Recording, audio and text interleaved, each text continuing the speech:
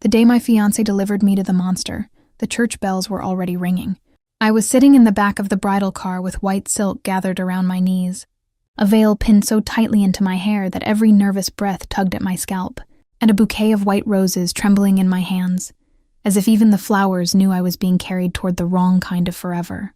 My mother had kissed my forehead before I stepped into the car and whispered, "Elena, you look like someone finally chose you."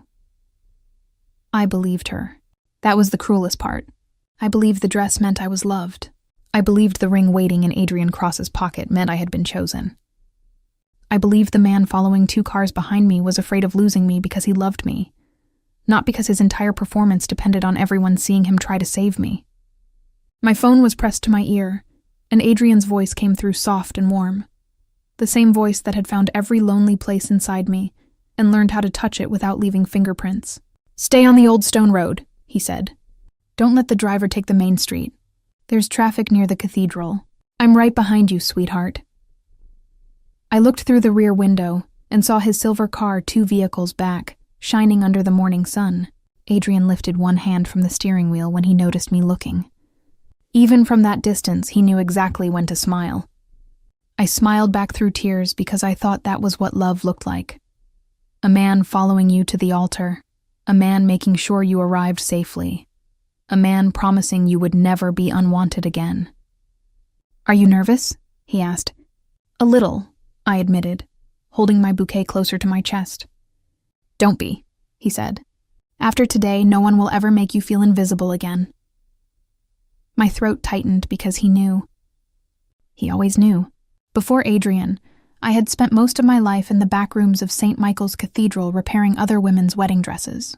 I fixed torn veils, yellowed lace, missing pearls, broken sleeves, old gowns daughters wanted to wear because their mothers had worn them 30 years before. I knew how to make broken bridal things look whole again. I knew how to hide a tear under a line of pearls. I knew how to press old silk until it looked almost new. But I did not know how to repair the quiet ache of being the woman who helped everyone else become chosen, while no one ever looked at her that way. Adrian had looked. At least I thought he had. He walked into my life during a charity fitting at St. Michael's, wearing an expensive navy suit and a smile too gentle for a man from his world. A young bride had burst into tears because the donated veil she was supposed to wear had split down the middle, and everyone around her was panicking. I remember sitting beside her, taking the torn lace in my hands and whispering, "A torn veil does not mean a broken marriage. Sometimes what is repaired becomes stronger than what was perfect." The bride stopped crying. Adrian, standing near the chapel door, stopped breathing. I did not know then that he was not moved by my kindness. He was studying it. He saw the way I believed in vows. He saw how easily I gave comfort. He saw that I could be made to trust a man who knew how to sound wounded enough. Later, he told me that was the moment he fell in love with me. Later still, I learned that was the moment he decided I could be delivered. "Elena?" he said now through the phone, pulling me back into the bridal car. The bells. The road. "Yes?"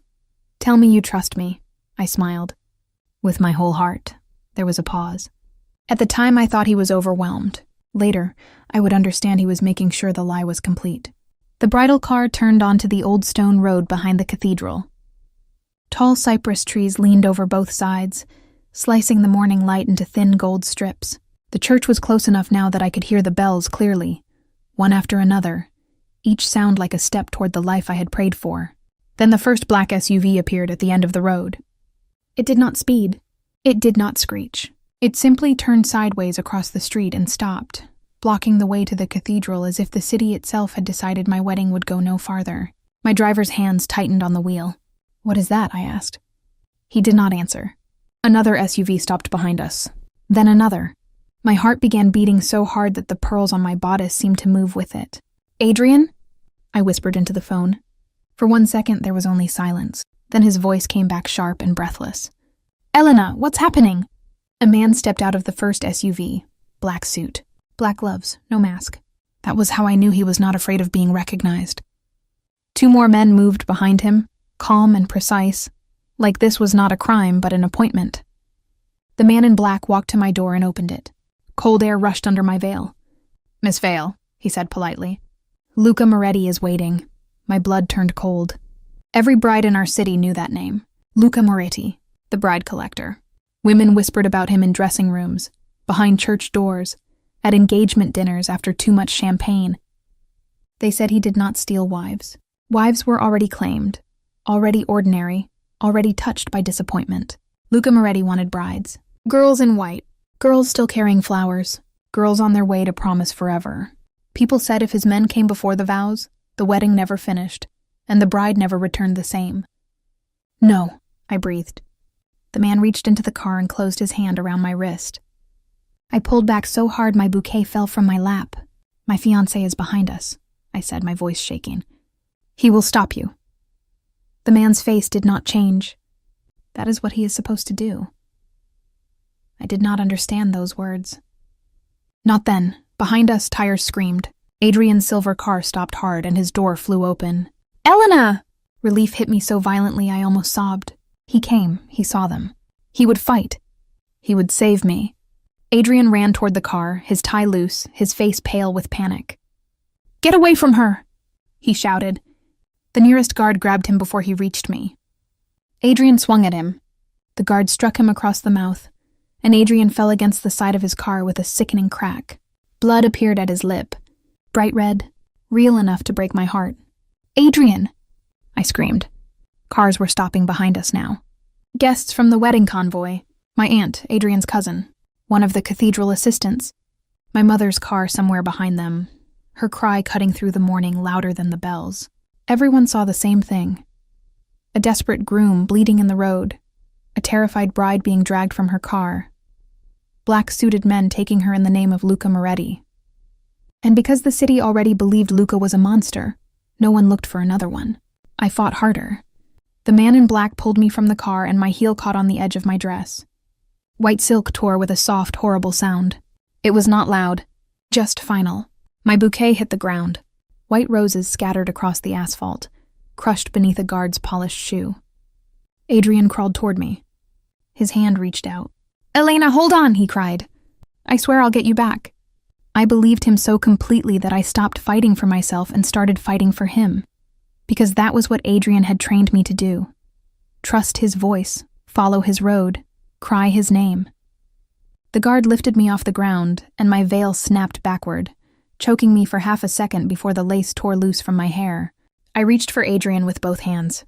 Our fingers touched, just once. His hand closed around mine, then slipped away.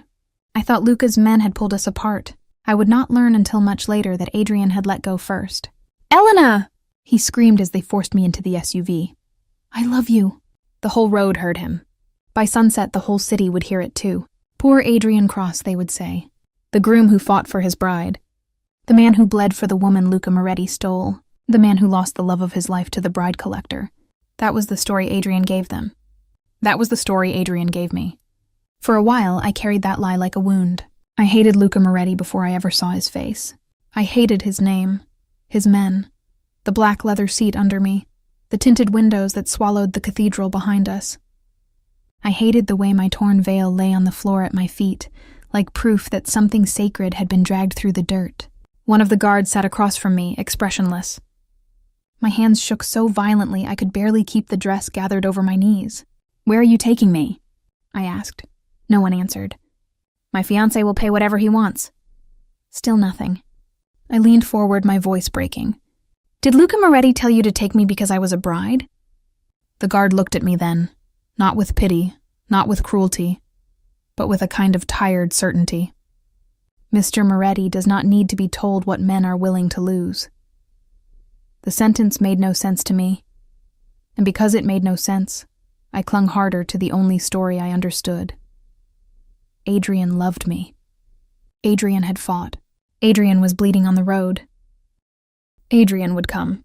The SUV turned through iron gates an hour later and entered a mansion so large it seemed less built than declared. Black marble steps rose toward carved doors. Guards stood under tall columns. The walls were pale stone, the windows high and cold, the gardens perfect in a way that felt untouched by weather or mercy. I had repaired dresses for rich brides before. I had seen mansions. I had seen chandeliers, carved staircases, gold-trimmed dining rooms, champagne towers, and rooms where no one ever laughed too loudly. But Luca Moretti's estate did not look rich. It looked powerful, the kind of place money bought only after blood had already paid the deposit. The guards led me inside. My heels clicked against black marble. I tried not to limp where my dress had torn. The house smelled faintly of cedar, wax, and roses that had been cut too early. No one touched me roughly now. That almost made it worse. I was not dragged like a victim. I was escorted like a possession. They brought me to a set of double doors at the end of a long corridor. One guard opened them. "Wait here." I stepped inside and the breath left my body. The room was enormous, taller than a chapel, lit by narrow windows and a chandelier made of crystal drops that looked like frozen tears. Along the walls stood glass cases. Inside them were veils, white veils, ivory veils, lace veils, cathedral-length veils folded like sleeping ghosts.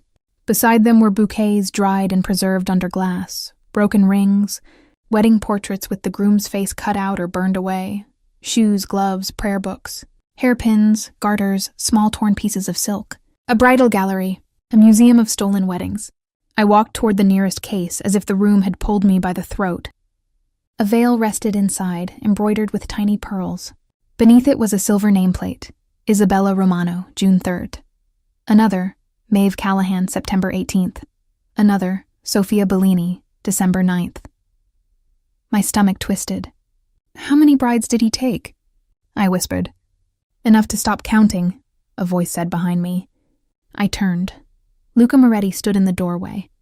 He was taller than I expected, dressed in a black suit cut so precisely it looked almost severe. His hair was dark, his beard trimmed, his face beautiful in the cruel way old statues are beautiful, all edges and silence, but it was his eyes that made the room colder. Not empty, worse, controlled, like he had burned every soft thing inside himself and kept the ashes in perfect order. I stepped back.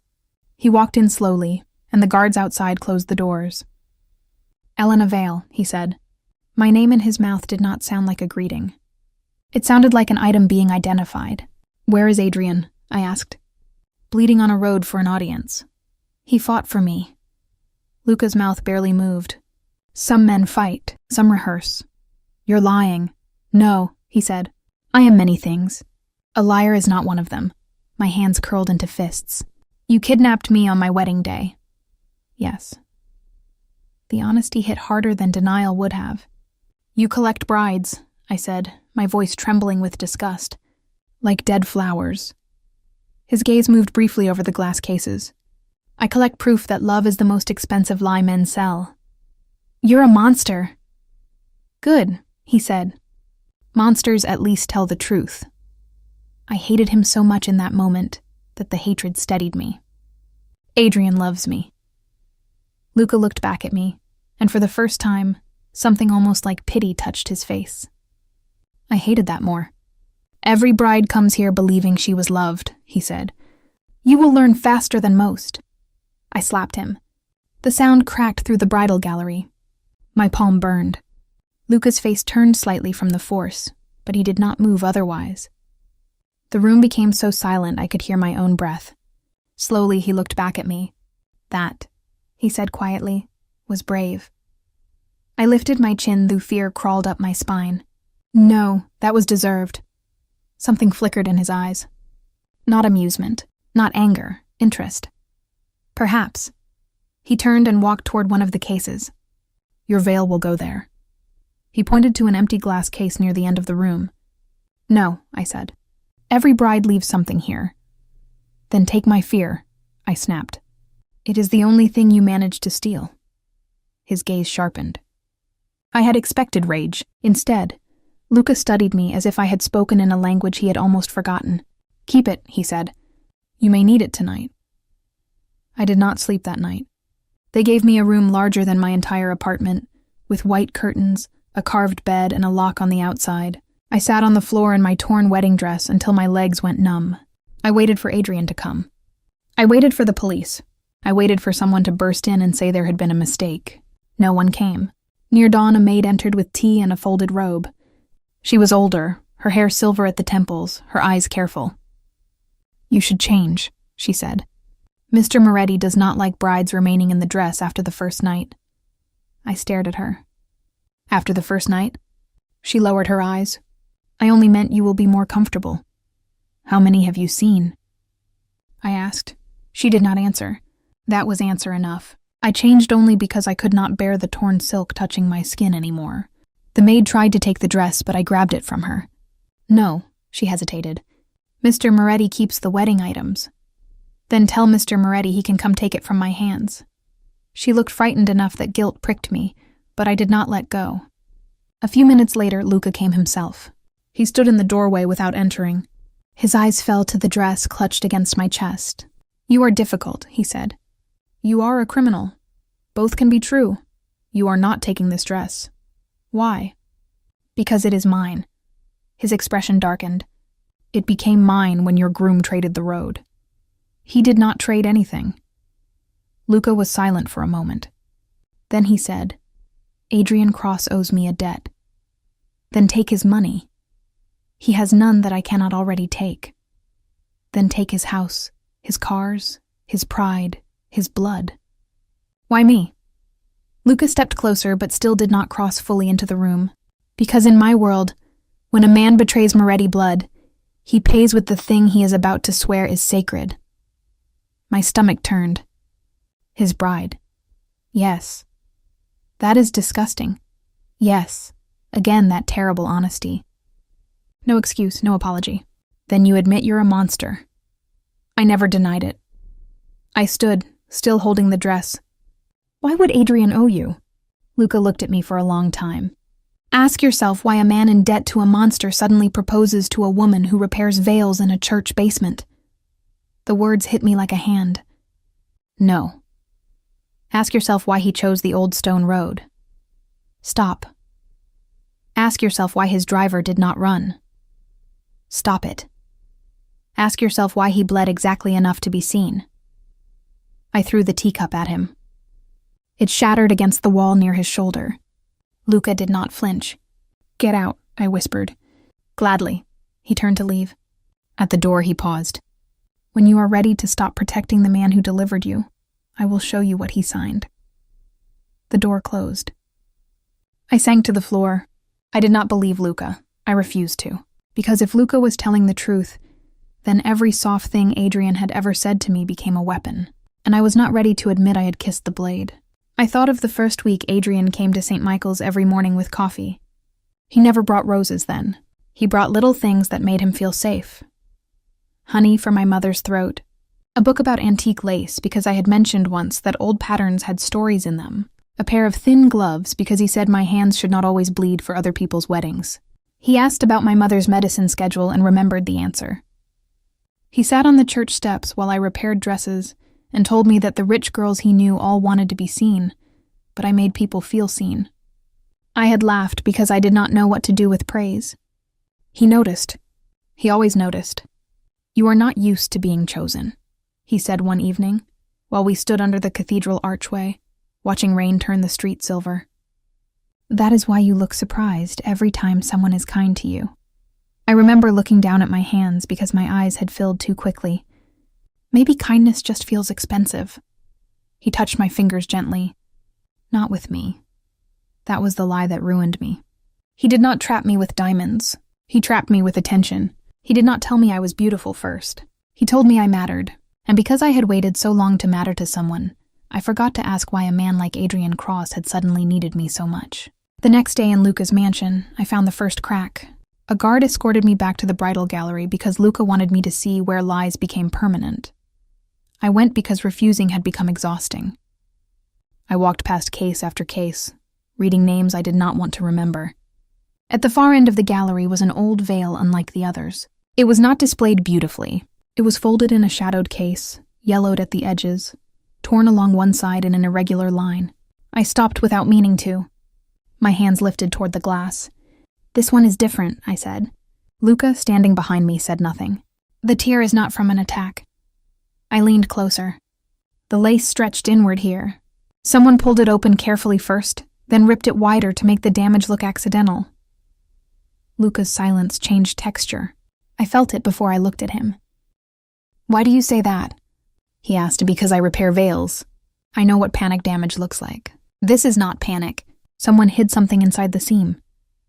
His face became unreadable, but something in his eyes went very still. Do not touch that case. I did not. Do not speak of it again. Whose was it? No one you need to know. That means someone you cannot forget. Luca stepped close enough that I had to tilt my head back. Curiosity is not courage, Elena. I held his gaze, though my heart was pounding. And control is not strength. For a second, I thought he might punish me.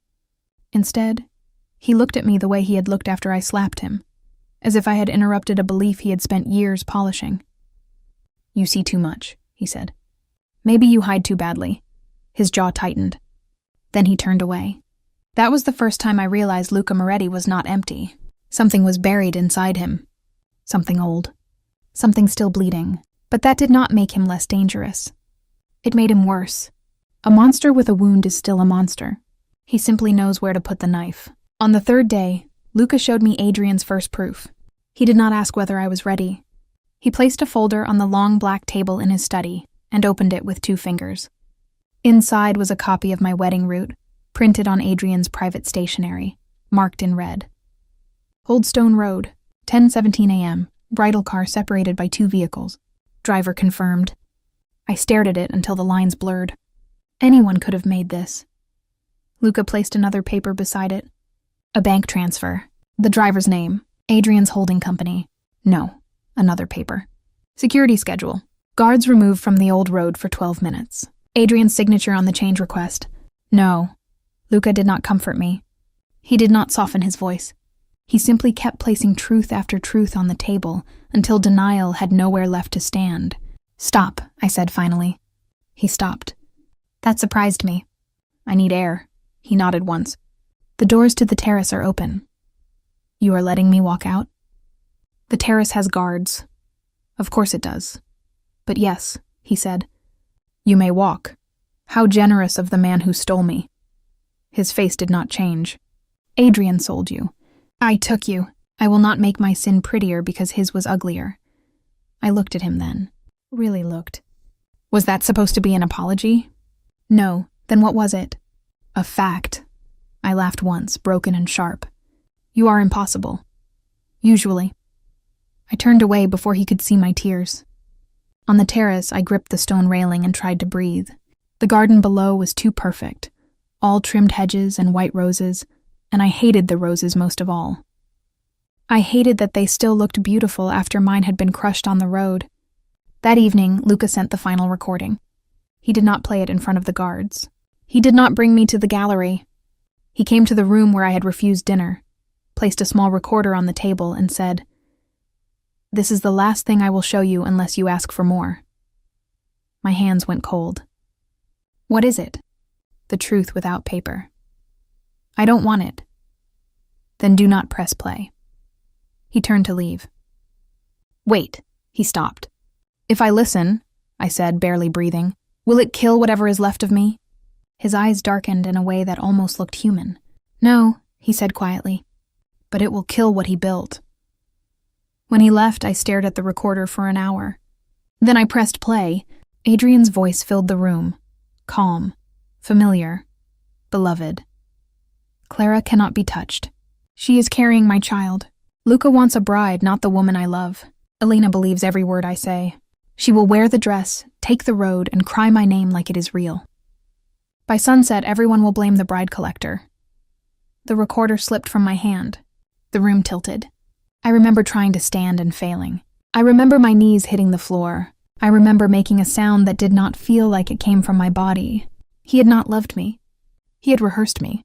Every coffee, every remembered detail, every soft look in the chapel, every time he said I was chosen. He had not been building a marriage. He had been building a believable loss. My wedding day had never been a wedding day to him. It had been delivery day. The door opened, but Luca did not come in. He stood at the threshold. Elena, I could not answer. I am outside, he said. If you want me, say my name. If you do not, no one will enter. Then he closed the door again, leaving it slightly open. I cried until my throat hurt. I cried for the woman in the bridal car. I cried for the girl in the church basement who thought being seen meant being loved. I cried for every version of myself Adrian had touched, only to measure how easily I could be moved. Hours later, when I finally crawled to the door, Luca was still there. sitting in a chair across the hall, jacket removed, sleeves rolled to his forearms, eyes open. He had waited, not like a captor, not like a hero, like a man who knew he had no right to enter but could not make himself walk away. "Why?" I whispered. He stood. "Why what? Why are you still here?" "Because the first night after truth is dangerous. For me, for anyone who has to survive it." I wiped my face with shaking hands. "You should be happy. You were right. Being right has never made grief quieter." I looked at him then, and I hated that his words did not sound like Adrian's. Adrian's words had always arrived dressed beautifully. Luca's arrived bruised, blunt, without perfume. "Did you know before you took me?" I asked. I knew Adrian had arranged the road. "Did you know he never loved me?" Luca's eyes lowered for half a second. "I suspected." The answer hurt more because it was honest. "And you still took me?" "Yes." "Why?" "Because I wanted his bride." The old hatred sparked through the grief. "There, the monster speaks." "Yes." He did not step away from it. "I wanted to watch a man who betrayed me lose the thing he was about to swear was sacred." But it was not sacred to him. I was not sacred to him. I know that now. "No," I said, my voice rising. "You knew enough. You knew he gave you the road. You knew he was a coward. And still you let me be dragged in white silk like I was part of your punishment." Luca stood very still. "Yes." "Say more than yes." His jaw tightened, and for the first time I saw him struggle not with anger but with shame. "Adrian sold you, but I still took you. I made your pain useful to my pride. I made your dress part of my wound. I cannot hide my sin behind his." The hall seemed to narrow around us. "Are you apologizing?" I asked. "I am trying." "You do not sound like you know how." "I do not." The truth of that struck something in me. Luca Moretti, the bride collector, the monster of bridal whispers, looked at me as if apology were a language he had learned too late and badly, but still wanted to speak correctly. "Then try harder," I said. He swallowed. "I am sorry, Elena. Not because Adrian was worse. Not because I eventually gave you proof. Not because I did not touch you. I am sorry because before I knew your name, I made you part of something broken in me." My tears came again, quieter this time. For months of knowing Adrian, I had never heard him admit a wrong without decorating it. Luca's apology had no flowers around it. Maybe that was why it hurt in a cleaner way. The next morning, he gave me an envelope. Inside was cash, a new identity, an apartment address in another city, copies of the evidence against Adrian, and a phone with one number saved. Moretti. "What is this?" I asked. "A door." "You are letting me go?" "Yes." "Why?" "Because if I keep you now, I become exactly what you called me." I almost laughed. "You already are." "Perhaps," he said. "But there are lines even monsters notice after crossing them." I stared at the envelope. "And if I leave?" "You leave. No guards?" "None. No one following?" "One car at a distance for the first 2 days. Not to bring you back. To make sure Adrian does not find you before you decide what to do with the truth." I did not agree to that. "You do not have to. The car will disappear if you call that number and say so." I looked at him suspiciously. "You expect me to trust you?" "No, I expect you to test me." That was the difference between Luca and Adrian. Adrian had demanded trust and called it love. Luca offered proof and called it nothing. I left that afternoon. I wore a plain gray dress from the closet, carried the envelope in one hand, and did not look back when the Moretti gates opened. For 2 days, I stayed in the apartment Luca had arranged and tried to remember how to be a person without a veil, without a groom, without a story the city had already written for me.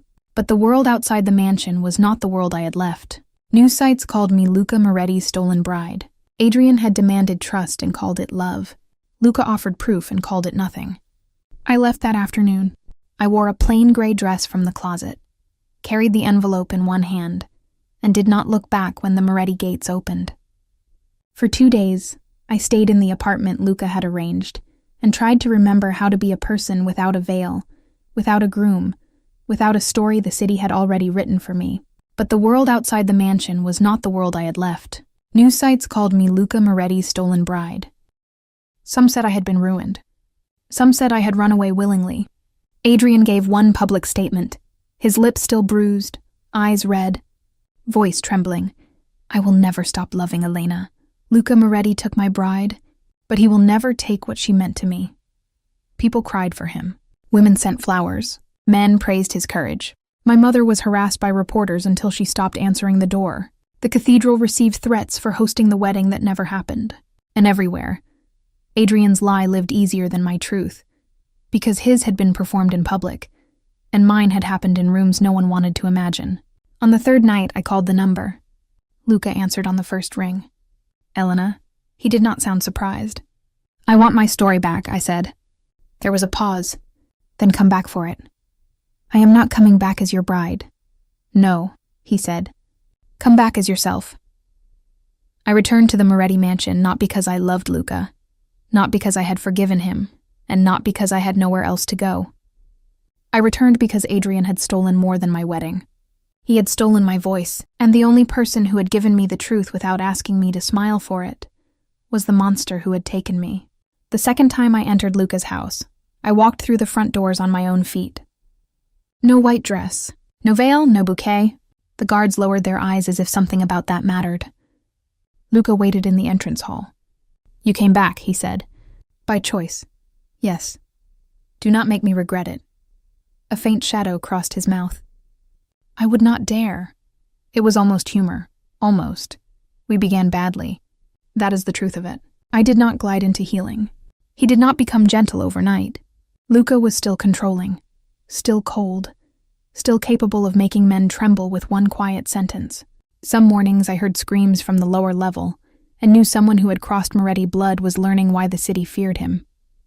Some nights he disappeared into meetings where mercy was not invited.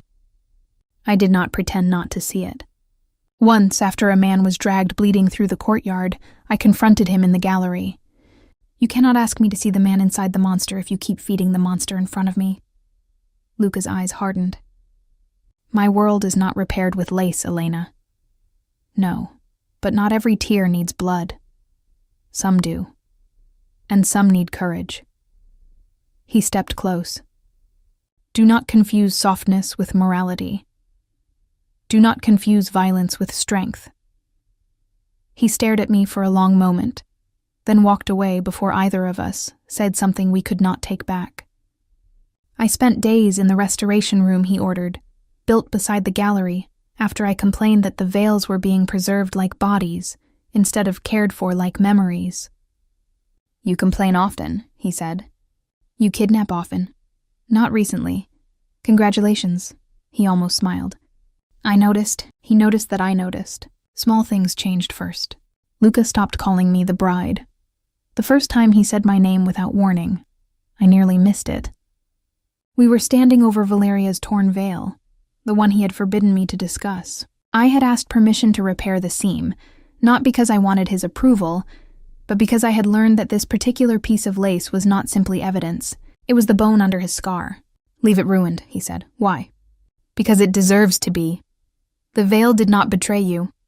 His eyes flashed. The woman wearing it did. Then why punish the veil? He had no answer, so I continued. You keep broken things around you so you never have to admit they can be healed. You think you can heal me with thread? No, I said. I think you are afraid I can prove something survived. Luca stood behind me for a long time while I worked.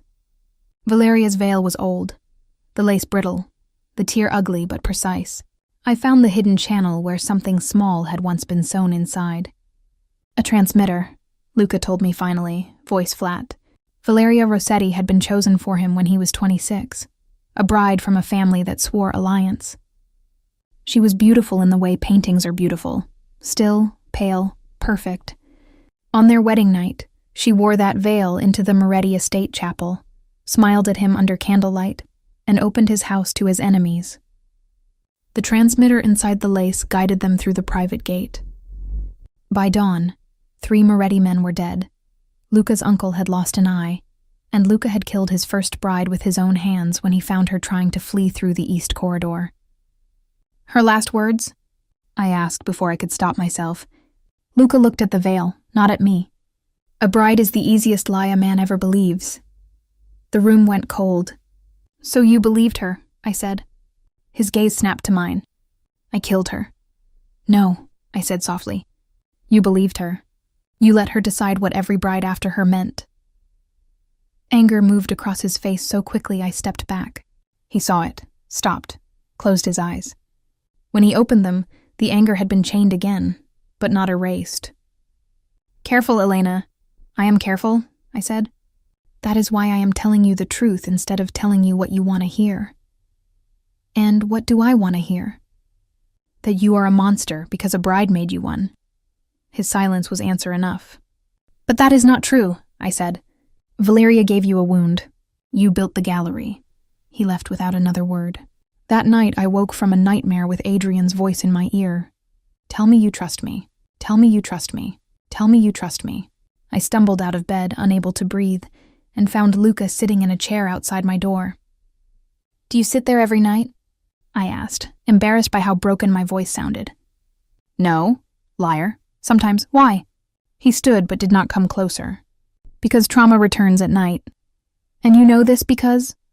His expression said enough. Why did you not come in? I asked. Because you did not invite me. The sentence was simple.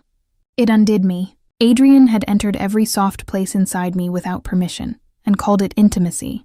Luca, who had once taken my body from a road, now stood outside a door because I had not opened it. You can come in, I whispered. He did not move immediately. Are you sure? I nodded. He entered and stood near the window, far enough not to crowd me. I sat on the bed, wrapping my arms around myself. I hate that I still hear him. You loved the voice before you knew what carried it. That makes me feel stupid. It makes you human. I looked at him. Do you always answer pain like a verdict? I do not know how else to answer it. Try. Luca looked toward the window. You were not stupid, he said, slower now, as if each word had to be chosen by hand. You were lonely. He noticed. That is not your shame. It is his weapon.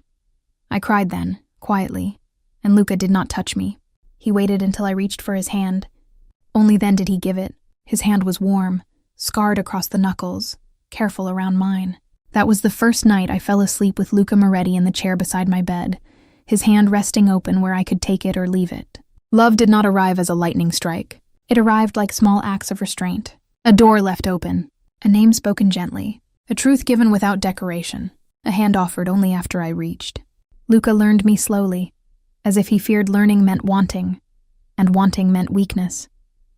I learned him slowly too, because trusting a monster is not romantic unless the monster is willing to stop using the word as an excuse. Some days he failed. Once, after I overheard him ordering a debtor's fiancé to be brought to the estate as leverage, I walked into his study and said, "If you do that, I leave." The room went silent. His men stared at me as if I had stepped in front of a loaded gun. Luca looked up from his desk. This does not concern you. Every bride you turn into a lesson concerns me. She is not innocent. Then punish her crime, not her dress. His stare could have frozen fire. Leave us. His men obeyed instantly. When we were alone, he said, "Do not challenge me in front of my men. Then do not become smaller in front of them." That hit him. I saw it. You think mercy makes me small? No, I think you are terrified it will. He stood. You know nothing about the cost of mercy in my world. And you know nothing about the cost of being treated like a symbol instead of a person.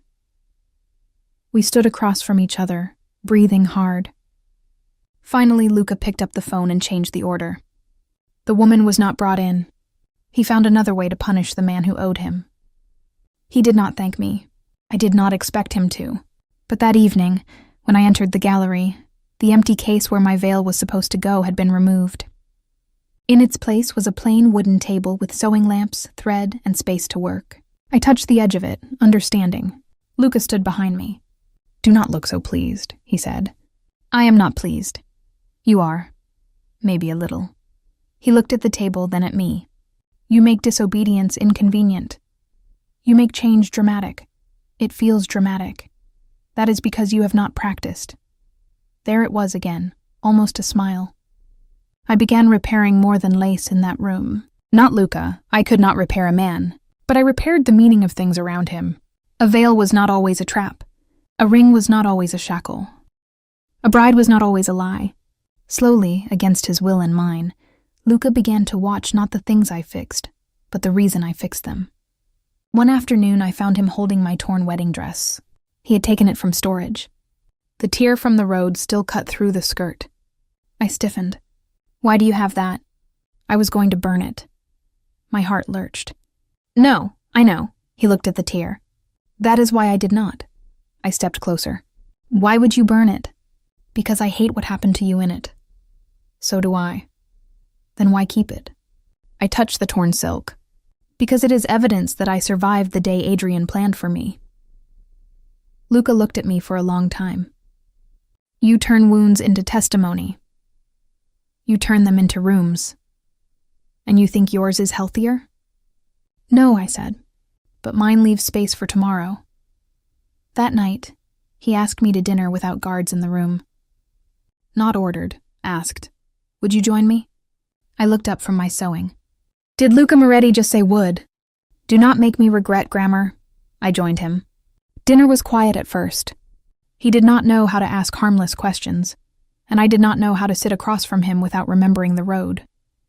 But then he asked about my mother.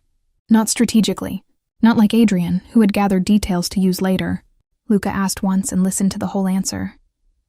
I told him how my mother raised me alone after my father left, how she cleaned church offices at night, how she saved scraps of lace because she believed beautiful things should not be wasted, how I learned to sew from the women who could not afford new dresses but still wanted to feel honored on their wedding day.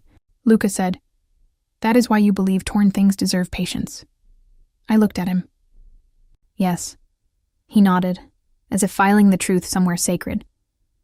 Who taught you that broken things deserve display? I asked. He did not answer for so long I thought he would not. Then he said, no one. I taught myself after deciding healing was too close to forgetting. And now? He looked at me across the candlelight. Now I am less certain. That was how Luca loved before he knew it was love. In uncertainties, in pauses, in choices not to do harm when harm was easier. My feelings for him frightened me because they did not erase what he had done. He had taken me. He had made me part of his punishment. He had shown me the gallery like a threat, but he had also apologized without demanding forgiveness. He had freed me when he wanted to keep me close. He had waited outside my door. He had changed orders because I told him a bride was not a weapon. He had begun to say my name like it mattered. One evening, rain struck the tall windows of the gallery, and I stood beneath the repaired veil that had once belonged to Valeria. It no longer looked beautiful exactly. Some scars cannot be hidden without lying. I had mended the tear in a way that showed where it had been broken, silver thread holding old lace together. Luca entered quietly. It looks different, he said. It is different. You left the scar visible. Repair does not mean pretending damage never happened. He stepped closer. You speak like that to torture me. No, to reach you. He looked at me then, and something in his face shifted. The guardedness was still there, but behind it was exhaustion. Years of carrying a room full of dead vows. Years of calling grief power because power sounded less helpless. Why? He asked. Why what? Why reach me? The answer rose before I could make it safe. Because I think someone should have reached you before you became this. The rain filled the silence. Luca's jaw moved once, like he had bitten down on words. Do not pity me. I do not. Then what is this? I took a breath. I do not know yet. He looked almost angry at that, but not with me. With the thing growing between us. I do, he said. My heart stopped. Luca stepped closer, slowly, always slowly now, as if he had trained himself to give me time to refuse him. I know exactly what this is, and I hate that I know. Luca, I spent years believing love was the door through which ruin entered. His voice was low. Then you walked into my house wearing the dress of a man who sold you, and somehow you became the first person who did not use my weakness against me. I could not speak. I thought wanting someone gave them a knife and showed them where to place it, he continued. But you never reached for the knife. Maybe I did not want to hurt you. The words left me too softly. His eyes closed for 1 second. When he opened them, the monster was still there, but for the first time, he looked like a man standing in front of the cage he had built around himself, and realizing the door had never been locked from the outside. "I am sorry," he said. "For what?" "For stealing you. For making you part of my wound. For calling it punishment when it was pride. For letting you believe I was only a monster because it was easier than admitting I did not know how to be anything else."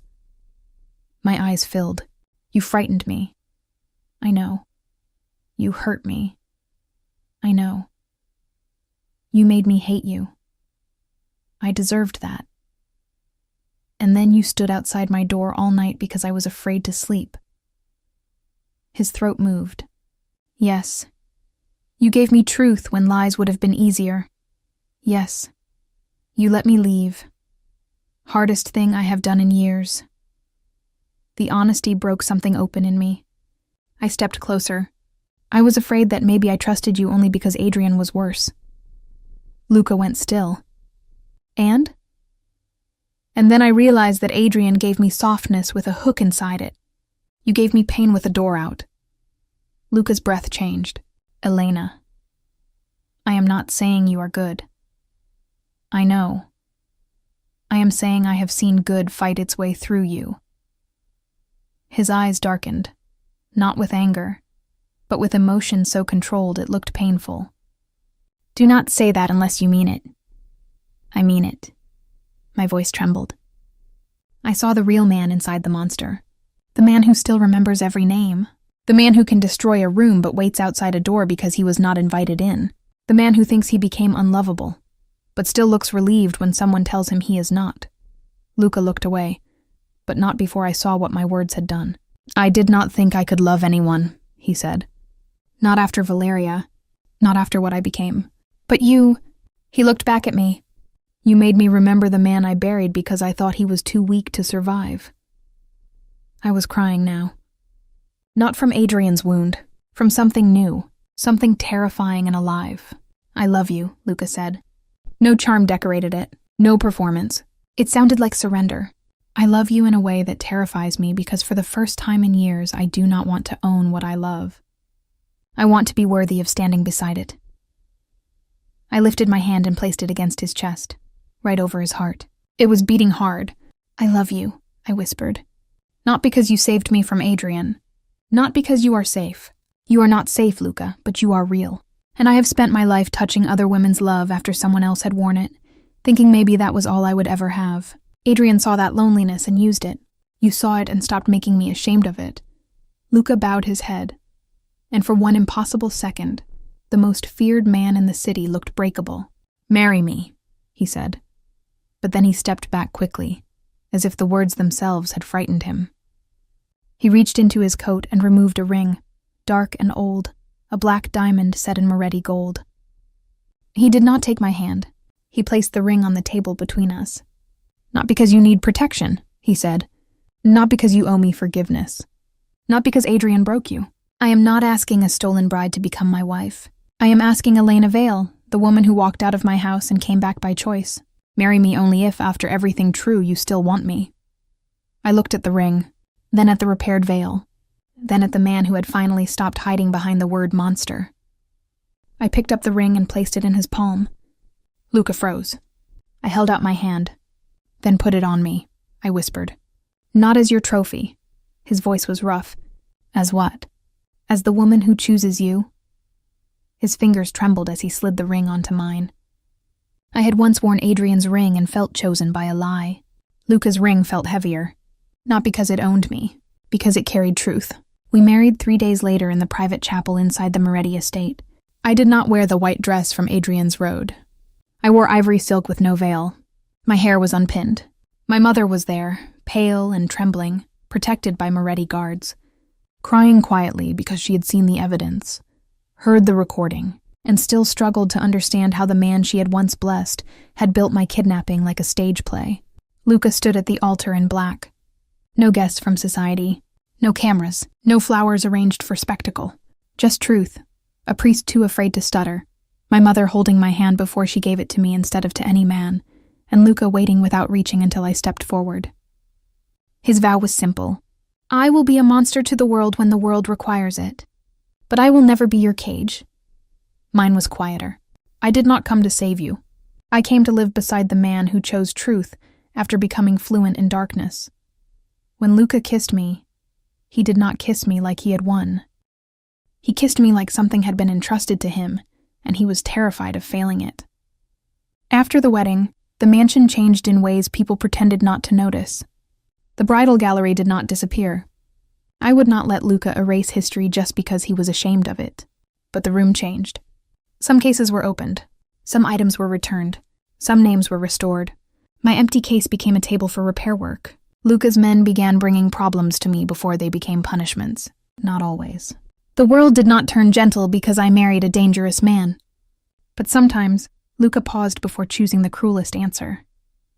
Sometimes he asked what I saw. Sometimes he listened. And every time he did, the men around him learned a new kind of fear. Not that their boss had become weak, but that his wife could make him think.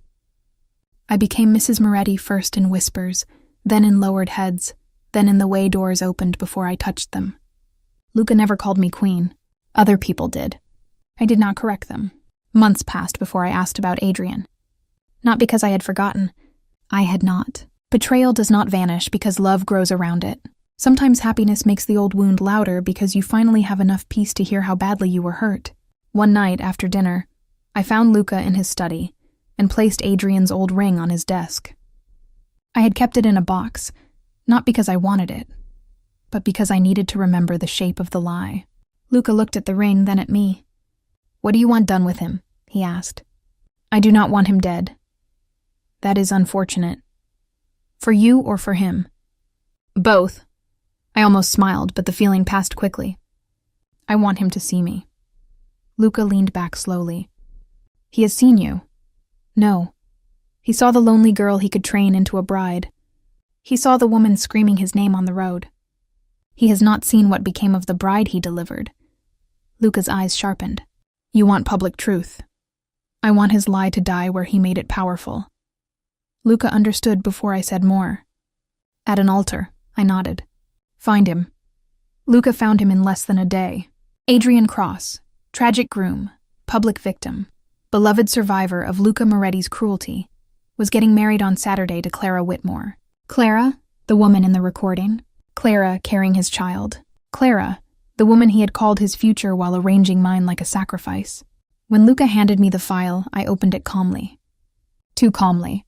There was the church, the guest list, the press note. Adrian had rebuilt himself beautifully. Sympathy had polished him. People admired how he had found the courage to love again. Clara's family had accepted him as a wounded man who deserved happiness after tragedy. The tragedy was me. He had made my disappearance his qualification for a better life. I closed the file. "Then we should not be late," I said. Luca watched me carefully. "Elena, no. I have not said anything. You are about to ask if I am sure. Are you?" I looked at the black diamond on my finger. He turned my wedding into a delivery. I will turn his wedding into a confession. On Saturday, the cathedral was full before noon. Rich guests filled the pews. White flowers climbed the pillars. Cameras waited outside. Adrian stood at the altar in a black tuxedo, handsome and pale in the holy light, the perfect image of a man who had suffered and survived. Clara stood beside him in a dress that looked more expensive than my entire old life, one hand resting often against her stomach. She was beautiful, nervous, not innocent, but not prepared for the truth either. The priest began. Luca and I waited outside the great doors until the moment came. If anyone knows why this marriage should not take place, the doors opened. Silence moved through the church before we did. Luca entered first, black suit, controlled face, power walking beside him like a shadow. Every guest froze. Mothers grabbed daughters' hands. Men lowered their eyes. The bride collector had entered a wedding. Then I stepped in beside him. Not in white. Never again in white for another man's lie. I wore black silk, elegant and simple, with the Moretti ring on my hand and no veil over my face. I wanted Adrian to see my eyes clearly when his world ended. The sound that left him was not a word. His face drained of color so completely that for 1 second I thought he might fall. Clara turned, confused. The guests began whispering. Someone said my name like a prayer. Someone else said, "It's Elena Vale." Adrian gripped the altar rail. "Elena?" Luca's voice carried through the cathedral, calm and lethal. "Mrs. Moretti." The whispering became a wave. Adrian tried to recover. He stepped forward with tears already forming because performance was the only language he truly knew. "Elena," he breathed. "Thank God. What has he done to you?" I looked at him and felt nothing soft. That surprised me. I had expected rage to burn. Instead, I felt clean. "No, Adrian," I said. "Today we talk about what you did to me." His eyes flicked toward the guests. He was calculating exits, witnesses, angles. I recognized it now. "You are confused," he said gently, using the voice that had once made me feel safe. "He took you. He brainwashed you. Everyone knows what Luca Moretti does to brides." I smiled a little. "Yes, you counted on that." Clara's hand tightened over her stomach. "Adrian?" He ignored her. "Elena, please. Come with me. I can still protect you." Luca moved slightly, but I touched his arm. He stopped. That small obedience did more damage to Adrian than any threat could have. The whole cathedral saw Luca Moretti, the monster, pause because his wife asked him to. I lifted a small recorder. Adrian's face changed. "Just a flicker, but enough. You told the city Luca stole me," I said. "You told them you fought. You told them you lost the love of your life." "I did," he snapped, panic cracking the gentle mask. "I lost you." "No," I said. "You delivered me." I pressed play. His own voice filled the cathedral. "Clara cannot be touched. She is carrying my child. Luca wants a bride, not the woman I love. Elena believes every word I say. She will wear the dress, take the road, and cry my name like it is real. By sunset, everyone will blame the bride collector."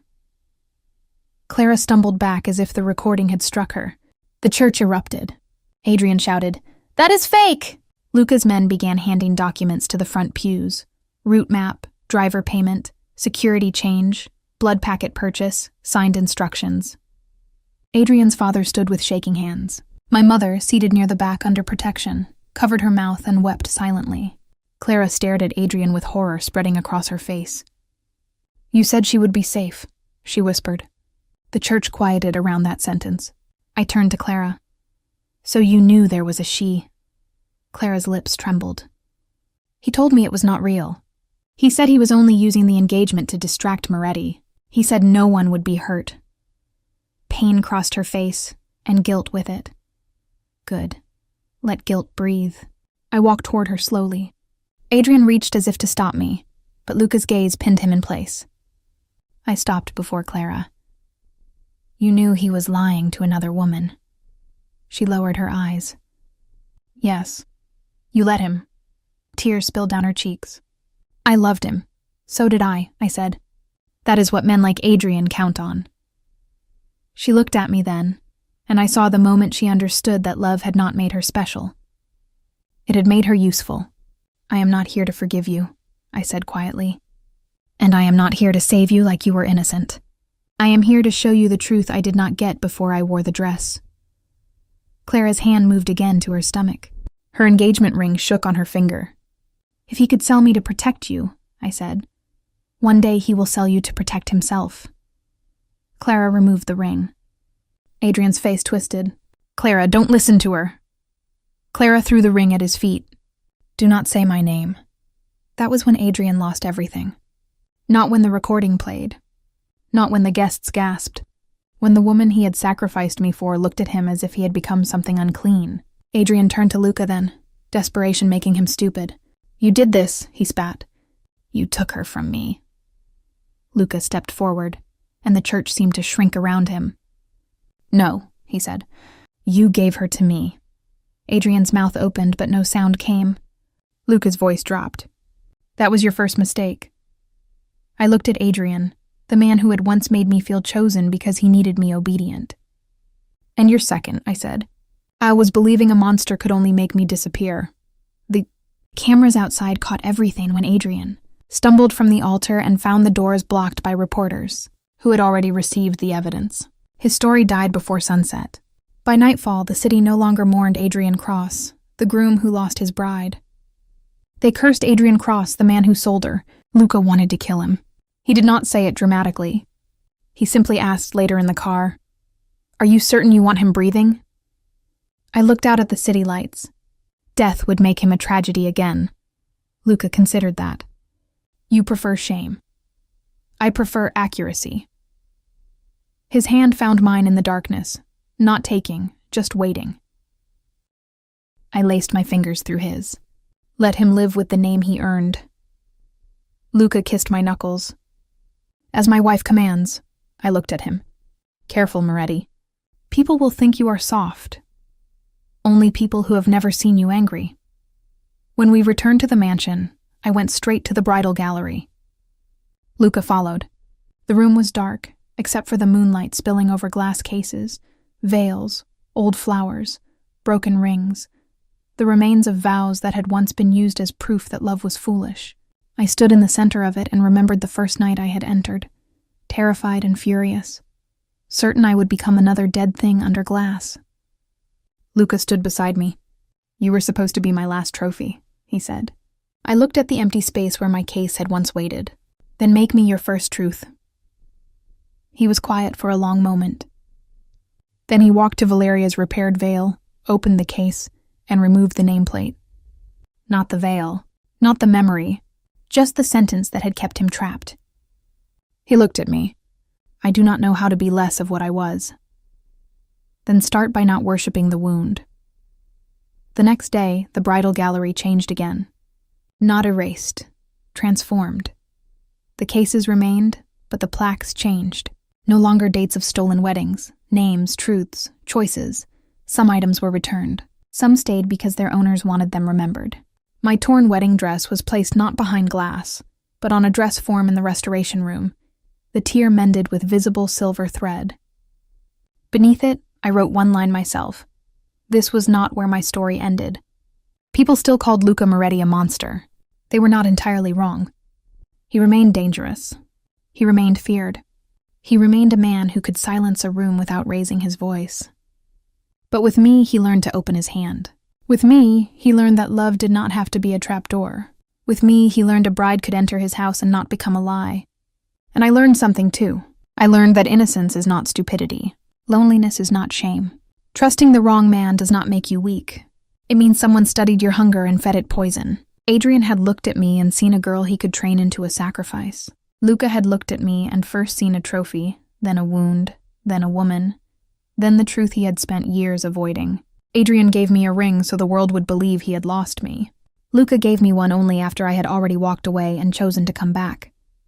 Adrian taught me how cruel fake love could be. Luca taught me how terrifying real love was when it came from a man who had forgotten he still had a heart.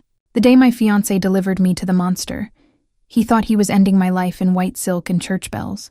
He thought Luca Moretti would collect me, break me, frame me, and make me vanish into the same whispers that had swallowed every bride before me. But Adrian forgot one thing. Monsters can change when the right woman refuses to become their proof. Luca Moretti was a monster when I met him. I will never lie about that. But I was not his collection. I was not his trophy. I was the bride who walked into his darkness, repaired the veil he had built his hatred around, and made him remember the man buried beneath the monster. Adrian delivered me to the bride collector. He never imagined I would return as Mrs. Moretti. He never imagined the lonely girl he trained to cry his name would one day walk into his wedding on another man's arm, wearing a black diamond ring and the kind of love he could never fake. He never imagined the monster would make me his wife. He never imagined I would become his queen.